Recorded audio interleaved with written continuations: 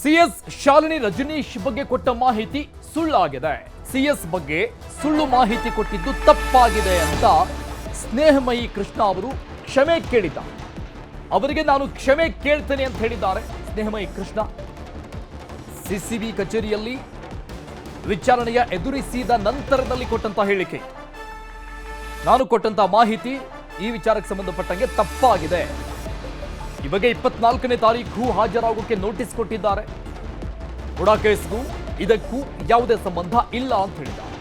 ಇನ್ನು ಈ ಬಗ್ಗೆ ವಿನೋದ್ ಅನ್ನೋರು ನನಗೆ ಮಾಹಿತಿ ಕೊಟ್ಟಿದ್ರು, ಆದರೆ ನಾನು ಈ ಬಗ್ಗೆ ಮಾಹಿತಿಯನ್ನು ಕೊಟ್ಟಿದ್ದು ಅಂದರೆ ಸೋಷಿಯಲ್ ಮೀಡಿಯಾದಲ್ಲಿ ಬರೆದುಕೊಂಡಿರುವಂಥದ್ದು ತಪ್ಪಾಗಿದೆ.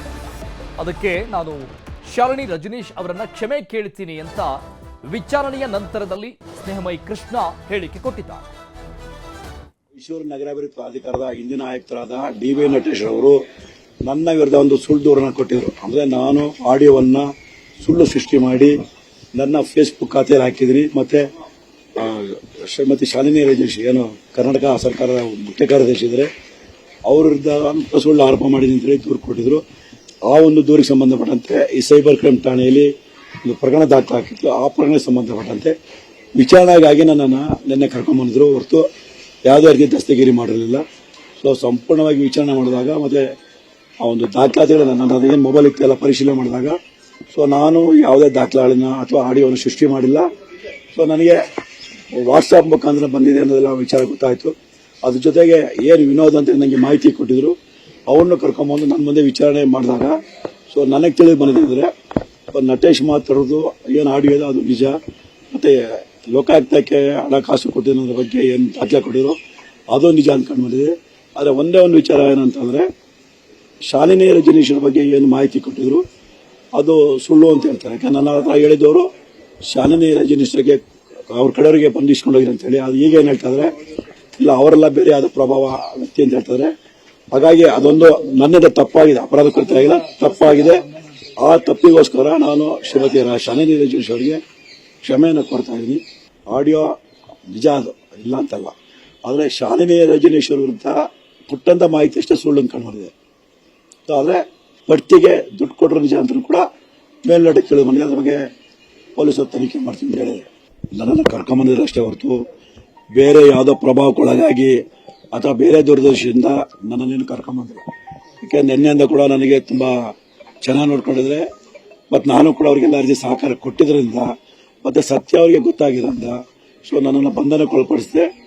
ಸೊ ನನಗೆ ನೋಟಿಸ್ ಕೊಟ್ಟು ಕಳಿಸಿದ್ರೆ ಸೊ ಕೆಲವು ಲೋಪದೋಷಗಳು 24ನೇ ತಾರೀಕು ಕೇಳಿದ್ದಾರೆ. ಮೈಸೂರು ನಗರ ಈ ಬಗ್ಗೆ ಡೀಟೇಲ್ಸ್ ಕೊಡ್ತಾರೆ ನಮ್ಮ ಪ್ರತಿನಿಧಿ ಮುನಿರಾಜು, ಲೈವ್ ನಲ್ಲಿ ಜಾಯ್ನ್ ಆಗ್ತಾ ಇದ್ದಾರೆ. ಮುನಿರಾಜು, ಸ್ನೇಹಮಯಿ ಕೃಷ್ಣ ಅವರು ಒಬ್ಬ RTI ಕಾರ್ಯಕರ್ತ.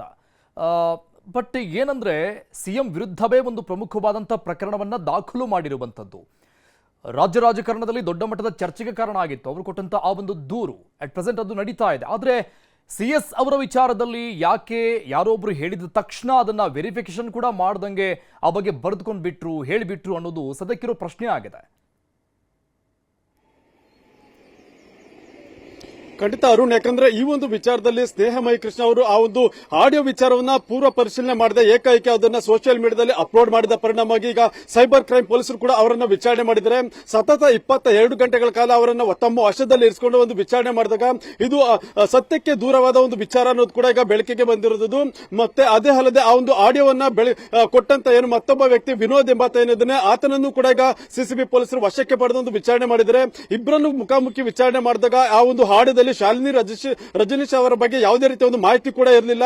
ಈ ಒಂದು ತಪ್ಪು ಮಾಹಿತಿಯನ್ನ ಸೋಷಿಯಲ್ ಮೀಡಿಯಾದಲ್ಲಿ ಅಪ್ಲೋಡ್ ಮಾಡಿದ್ದು ಮತ್ತೆ ಅವರ ವಿರುದ್ಧ ಒಂದು ಮಾಡಿದ ಒಂದು ಆರೋಪಕ್ಕೆ ಈಗ ಸ್ನೇಹಮಯಿ ಕೃಷ್ಣ ಅವರು ಕೂಡ ಒಂದು ಏನು ಕ್ಷಮೆಯನ್ನು ಕೂಡ ಕೇಳಿರೋದು. ಯಾಕಂದ್ರೆ ಈ ಒಂದು ಪ್ರಕರಣದಲ್ಲಿ ಏನು ನಟೇಶ್ ಏನಿದ್ರೆ ಅವರ ವಿರುದ್ಧ ಏನು ತಾನು ಆರೋಪ ಮಾಡಿದ್ದೀನಿ ಅದು ನಿಜ, ಅದಕ್ಕೆ ನಾನು ಈಗಲೂ ಕೂಡ ಬದ್ಧ ಆಗಿರ್ತೀನಿ. ಆದ್ರೆ ಶಾಲಿನಿ ರಜನೀಶ್ ಅವರ ಒಂದು ಹೆಸರನ್ನ ಬೆಳಕಿಗೆ ತಂದ ಬಗ್ಗೆ ಮತ್ತೆ ಅವರ ವಿಚಾರದ ಬಗ್ಗೆ ಒಂದು ಕ್ಷಮೆಯನ್ನು ಕೂಡ ಕೇಳ್ತೀನಿ ಅಂತ ಹೇಳಿ ಅವರು ಕ್ಷಮಾಪಣೆಯನ್ನು ಕೂಡ ಕೇಳ್ತಾ ಇರೋದು. ಮತ್ತೆ ಇದೇ ಸಂದರ್ಭದಲ್ಲಿ ಆ ಒಂದು ಆಡಿಯೋವನ್ನ ಪರಿಶೀಲನೆ ಮಾಡಬೇಕಾಗಿತ್ತು, ಆದ್ರೆ ಅಲ್ಲಿ ಬೇರೆ ರೀತಿಯಲ್ಲಿ ತನಗೆ ತಪ್ಪು ಮಾಹಿತಿ ಕೂಡ ಸಿಕ್ತು ಅಂತ ಹೇಳಿ ಕೂಡ ಅವರು ಹೇಳ್ತಾ ಇದ್ದಾರೆ. ಮತ್ತೆ ಈಗಾಗಲೇ ಈ ಒಂದು ಪ್ರಕರಣಕ್ಕೆ ಸಂಬಂಧಪಟ್ಟಂತೆ ಸೈಬರ್ ಕ್ರೈಮ್ ಪೊಲೀಸರು ಕೂಡ ಒಂದು ಆಡಿಯೋಗಳನ್ನ ಸಂಗ್ರಹ ಮಾಡಿದ್ದಾರೆ. ಅದನ್ನು FSLಗೆ ರವಾನೆ ಮಾಡುವಂತ ಕೆಲಸವನ್ನು ಕೂಡ ಈಗ ಮಾಡ್ತಾ ಇರೋದು. ಮತ್ತೆ ಮೈಸೂರು ಮೂಲದ ಏನು ಒಬ್ಬ ವ್ಯಕ್ತಿ ವಿನೋದ್ ಏನಿದ್ದಾನೆ ಕೂಡ ಈಗ ಸೈಬರ್ ಕ್ರೈಮ್ ಪೊಲೀಸರು ಅರೆಸ್ಟ್ ಕೂಡ ಮಾಡಿದ್ದಾರೆ. ಯಾಕಂದ್ರೆ ಈ ಒಂದು ಆಡಿಯೋವನ್ನ ಆತನೇ ಸರ್ಕ್ಯುಲೇಟ್ ಮಾಡಿರೋದು ಮತ್ತೆ ಅದನ್ನ ಸ್ನೇಹಮಯಿ ಕೃಷ್ಣ ಅವರಿಗೆ ಕೊಟ್ಟು ಆ ಮೂಲಕ ಸೋಷಿಯಲ್ ಮೀಡಿಯಾದಲ್ಲಿ ಅಪ್ಲೋಡ್ ಮಾಡೋದಕ್ಕೂ ಕೂಡ ಕಾರಣ ಆಗಿರ್ತಾನೆ. ಆದ್ರಿಂದ ಆತನನ್ನ ಅರೆಸ್ಟ್ ಮಾಡಿ ಆತನ ಫೋನ್ ಅನ್ನ ವಶಕ್ಕೆ ಪಡೆದು ತನಿಖೆ ಮಾಡೋ ಕೆಲಸವನ್ನು ಕೂಡ ಮಾಡ್ತಾ ಇದ್ದಾರೆ.